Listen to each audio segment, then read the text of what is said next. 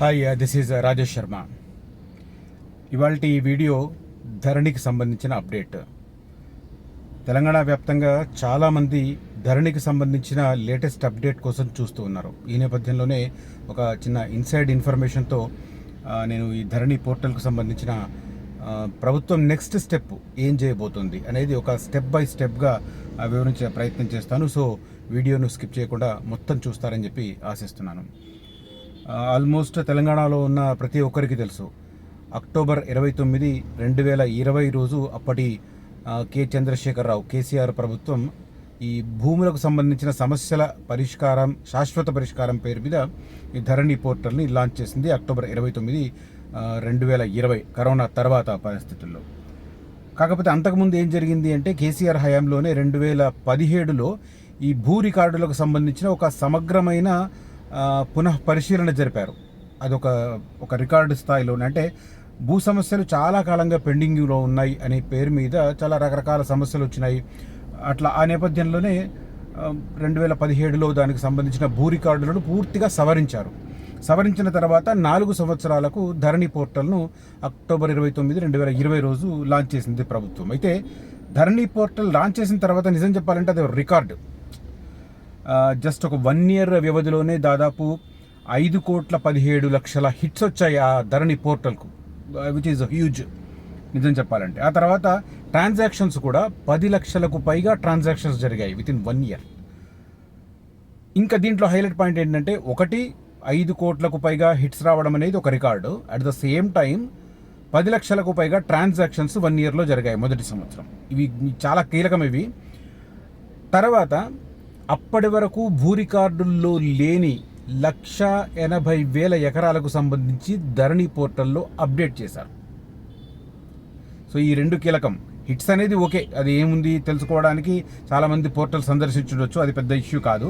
కానీ ఫస్ట్ ఇయరే 10 లక్షల ట్రాన్సాక్షన్స్ అవ్వడం అండ్ భూ రికార్డుల్లో లేని 1,80,000 ఎకరాలను ధరణి పోర్టల్లో అప్డేట్ చేశారు. వాటికి సంబంధించి అంటే పట్టాలు లేని ల్యాండ్స్ని రెగ్యులరైజ్ చేశారు ధరణి పోర్టల్తో. ఈ 2 ఇష్యూస్ చాలా కీలకం.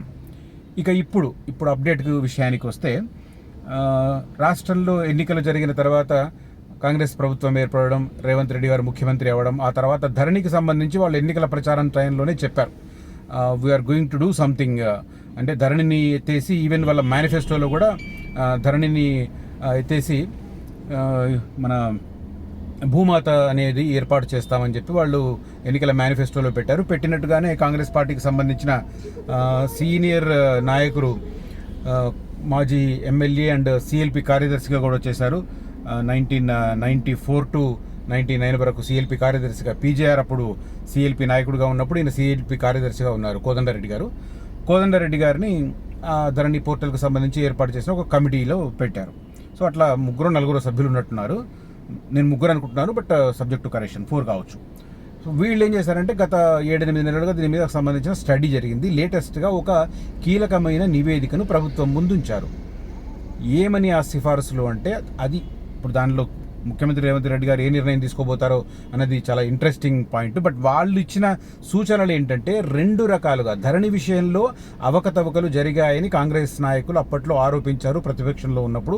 ఇప్పుడు అధికారంలోకి వచ్చిన తర్వాత దాన్ని ధరణి పోర్టల్ను రద్దు చేసి భూమాత పోర్టల్ను ఏర్పాటు చేస్తామన్నారు. తద్వారా ఈ భూ సమస్యలకు సంబంధించి జరిగిన అవకతవకలను సవరించడంతో పాటు కొత్త సమస్యలు ఉత్పన్నం కాకుండా పక్కాగా ఒక వెబ్ పోర్టల్ను తీసుకొస్తామని చెప్పి ప్రకటించారు.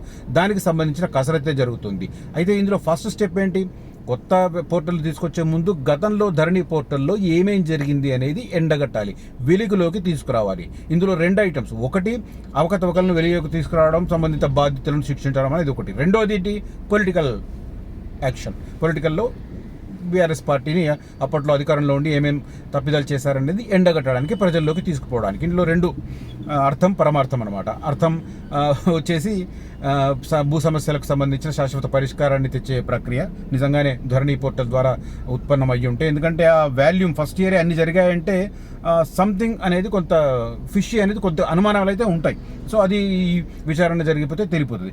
బట్ విచారణ ఎలా జరపాలని చెప్పి గైడ్ చేశారు, ఈ సిఫార్సులు చేశారు అంటే, ఈ రికమెండేషన్స్ ఇచ్చింది కమిటీ, కోదండరెడ్డి కమిటీ అంటే, దాంట్లో ప్రధానమైనది 2 రకాలుగా చేయాలి.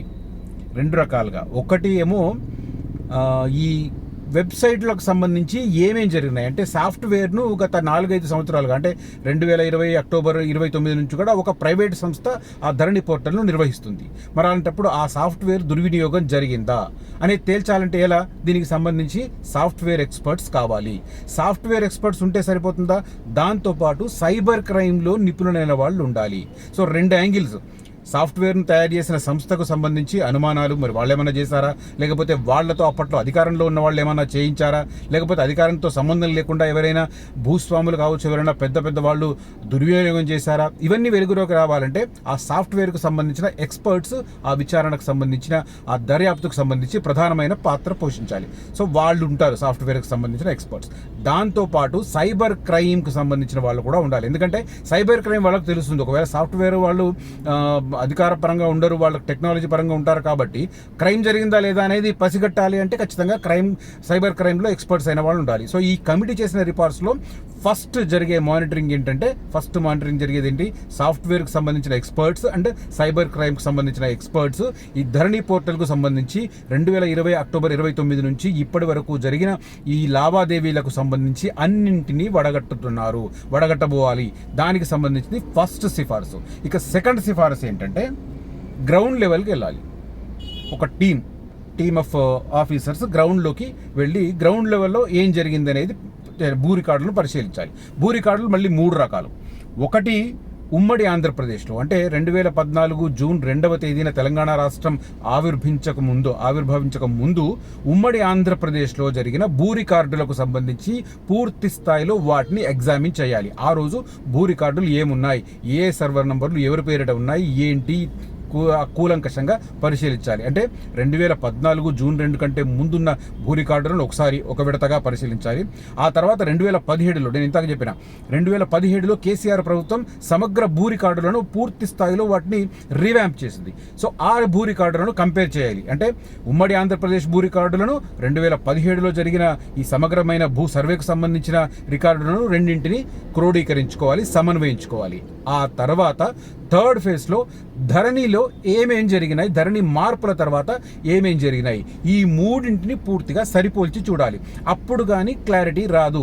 నేను ఇందాక చెప్పినట్టు ఫస్ట్ ఇయరే 10 లక్షల ట్రాన్సాక్షన్స్ జరగడం అనేది సంథింగ్ ఫిషీ అనే అనుమానాలు కలిగిస్తుంది. ఆ తర్వాత అదే ఫోర్స్ కొనసాగింది. ఆ తర్వాత చెప్పాలంటే ఈ 1,80,000 ఎకరాలకు సంబంధించి అప్పటి వరకు పట్టాలేనివి కూడా ఆ తర్వాత పట్టాలకు వచ్చేసి అవి ధరణి రికార్డులకు ఎక్కిన పరిస్థితి. సో ఇలాంటివి ఇంకా ఏమైనా జరిగినాయి, నేను ఫస్ట్ ఇయర్ నెంబర్లే చెప్తున్నాను. ఆ తర్వాత ఇయర్లో ఎన్ని జరిగినాయి ఏంది అనేది వెలుగులోకి రావాలి అంటే ఖచ్చితంగా ఇదంతా సమగ్రంగా జరగాలి. దానికే ఈ కమిటీ చాలా కీలకమైన సిఫార్సులు. ఒకటి, ఇక్కడ సాఫ్ట్వేర్ పరిశీలించే క్రమంలో సాఫ్ట్వేర్ ఎక్స్పర్ట్స్, అదే రకంగా సైబర్ క్రైమ్కి సంబంధించిన నిపుణులు ఈ స్థాయిలో దర్యాప్తు చేయాలి. గ్రౌండ్ లెవెల్లో పొజిషన్లో ఎవరున్నారు, పేపర్లలో ఏమున్నాయి, ఈ 3 దశల్లో అంటే తెలంగాణ రాష్ట్రం ఏర్పడక ముందున్న సమగ్ర భూ రికార్డులను పరిశీలించాలి. ఆ తర్వాత 2017లో జరిగిన సమగ్ర భూ సర్వేకు సంబంధించిన రికార్డులను పరిశీలించాలి. ఆ రెండింటిలో ఏమన్నా మార్పులు వచ్చాయా, మార్పులు చేర్పులు జరిగాయా, పూర్తి స్థాయిలో కూలంకషంగా పరిశీలించాలి. ఆ తర్వాత ఈ రెండింటిని సరిపోల్చుకోవడానికి ధరణిలో ఉన్న ప్రస్తుత రికార్డులను కూడా కంపేర్ చేసుకోవాలి. ఈ రకంగా గ్రౌండ్ లెవెల్లో ఒక దర్యాప్తు, అదే రకంగా ఈ సాఫ్ట్వేర్ పరంగా ఇంకొక దర్యాప్తు, 2 చేయాలని చెప్పి తాజాగా సిఫారసు చేసింది. ఇప్పుడు ముఖ్యమంత్రి రేవంత్ రెడ్డి గారి చేతిలో ఆయన కోర్టులో బంతి ఉంది. మరి ఆయన ఏ నిర్ణయం తీసుకుంటారు? ఒకవేళ ఈ రికమెండేషన్స్ కనుక యాజ్ ఇట్ ఈస్గా మంత్రివర్గం కనుక ఆమోదిస్తే ధరణి పోర్టల్కు సంబంధించి నెక్స్ట్ జరగబోయే తంతు ఇది ఎటువైపైనా దారితీయొచ్చు. అంటే ధరణికి సంబంధించి మనం మాట్లాడుకుంటే నాకు చిన్ననాటి కొన్ని ఇష్యూస్ గుర్తొస్తాయి. 80లలో when I was in schooling, ఆ టైంలో ఏం జరిగేదంటే ఊర్లల్లో చాలామంది వాళ్ళ ఇండ్లు ఉంటాయి కానీ ఊర్లో ఉండేవారు కాదు. ఎందుకంటే అప్పుడప్పుడే తెలంగాణ, పర్టికులర్గా ఉత్తర తెలంగాణలో ఈ నక్సలిజం పెరుగుతుంది. అప్పట్లో 2-3 రకాల గ్రూపులు ఉండేవి. పీపుల్స్ ఫర్ మేజర్ గ్రూపు, ఆ తర్వాత జనశక్తి అని రకరకాల గ్రూపులు ఉండేవి. సో వాళ్ళు ప్రతి ప్లేస్లో కూడా ఈ భూములకు సంబంధించి పెద్ద పెద్ద భూస్వాముల మీదనే టార్గెట్ చేసేవాళ్ళు. సో అప్పట్లో చాలామంది పెద్ద ఎత్తున, ఇంకా చెప్పాలంటే 2 సామాజిక వర్గాలకు సంబంధించి నేను ప్రస్తావించను, 2 సామాజిక వర్గాలకు సంబంధించిన వారు తెలంగాణ పల్లెళ్ళు వదిలి హైదరాబాద్కు వచ్చేసారు కంప్లీట్గా. వాళ్ళ భూములు ఉన్నాయా లేవా పట్టించుకోలేదు, వాళ్ళ ఇళ్ళు ఉన్నాయా లేవా పట్టించుకోలేదు, అట్లా చాలామంది వచ్చేసారు. ఇలాంటి వాళ్ళంతా 2014 తెలంగాణ రాష్ట్రం ఏర్పడ్డ తర్వాత మళ్ళీ ఎంత బ్రహ్మాండంగా వెనక్కి వెళ్ళిపోయి ఆ భూములను అజమాయిషి తీసుకున్నారు అనేది నిజంగా అది చాలా విచిత్రం. మా ఊర్లో పెద్ద గడి ఉంటుంది, మేము దాన్ని గడి అంటాం. తర్వాత పేపర్లో దాన్ని గడికోట అని రాస్తారు. గడి అన్న కోట అన్న ఒకటే, కానీ రాసే వాళ్ళు అట్లా రాస్తారు. సో ఆ కోటలో మేము వీకెండ్ వచ్చిందంటే ఆ కోట మా సొంతం అన్నట్టుగా బిహేవ్ చేసేవాళ్ళం. వెళ్ళిపోతుంది, ఏం కావాలనుకుంటే అది. ఆ కోటలో ఒక టెంపుల్ ఉండేది. ఆ టెంపుల్లో చదువుకునే వాళ్ళం ఎగ్జామ్స్ వస్తే టెంపుల్కి పోయి పుస్తకాలు తీసి సగం చదువు సగం ఎంజాయ్మెంట్ అనుకోండి అట్లా. తర్వాత నేను ఒక స్టూడెంట్ యూనియన్లో పనిచేసేవాడిని. ఆ స్టూడెంట్ యూనియన్ సదస్సు కోసం మేము పాటల కోసం ప్రిపేర్ అయితే కూడా ఆ కోటలో ప్రాక్టీస్ చేసాం. మేము కూడా నక్సలెట్టుకొని పోలీసులు వచ్చి గురి పెట్టారు. లక్కీగా కొంతమంది గుర్తుపట్టడం బతికిపోయారు, లేకపోతే ఆ రోజు మేము ఎన్కౌంటర్ అయిపోయేవాళ్ళం. I'm talking about 1992. సో ఆ తర్వాత అంత వాడుకున్న కోట ఇవాళ పూర్తిగా ఒక ఫ్యామిలీ అఫైర్గా, ఒక ఫ్యామిలీ రిసార్ట్గా మారింది.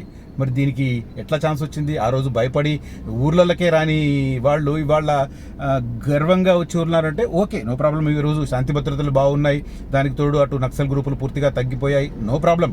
కానీ అలాంటి వాళ్ళు ఎంతమంది తిరిగి వచ్చారు, దానికి మరి ఇంకేమైనా జరిగిందా అన్న అనుమానాలు తెలంగాణ పల్లెలను 80లలో 90లలో చూసిన వారికి చాలా మందికి అనుమానం కలుగుతుంది.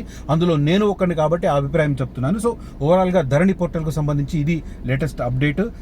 ఈ కమిటీ ఇచ్చిన సిఫార్సులను కనుక యాజ్ ఇట్ ఈస్గా అమలు చేస్తే ఇక్కడ స్టేట్ లెవెల్లో సాఫ్ట్వేర్ను పరిశీలించే క్రమం కొనసాగుతుంది. సాఫ్ట్వేర్లో సైబర్ క్రైమ్ని ఇన్వాల్వ్ చేస్తారు, దానికి సంబంధించిన దర్యాప్తు కొనసాగుతుంది. ఇక గ్రౌండ్ లెవెల్లో భూ రికార్డులను 3 పరిశీలిస్తారు. ఒకటి తెలంగాణ ఏర్పడడానికి ముందు, ఆ తర్వాత 2017 సమగ్ర భూ సర్వే, ఆ తర్వాత ఇప్పుడు ధరణి మార్పులు, చేర్పులు, వీటికి సంబంధించి ఈ 3 రికార్డులను పూర్తిగా సరిపోల్చి చూసిన తర్వాత ఎక్కడ ఏమైనా అవకతవకలు జరిగాయా అన్నది వెలుగులోకి తీసుకొచ్చే ప్రయత్నం ఈ ప్రభుత్వం చేస్తుంది అనుకుంటున్నాను. దట్టు ఈ కమిటీ సిఫార్సులను క్యాబినెట్ యాజ్ ఇట్ ఈస్గా ఆమోదించి ముఖ్యమంత్రి రేవంత్ రెడ్డి గారు పూర్తిగా యాజ్ ఇట్ ఈస్గా ఆమోదిస్తే అది జరగబోతుంది అన్నది నా ఇన్ఫర్మేషన్. ఇది లేటెస్ట్ అప్డేట్ మీతో షేర్ చేయించుకుందామని ఈ వీడియో చేస్తున్నాను. If you like this content and explanation by me, please do like this video and share this video among your WhatsApp circles and encourage me like that and watch. Thank you very much for watching this video. Signing off, Rajesh Sharma.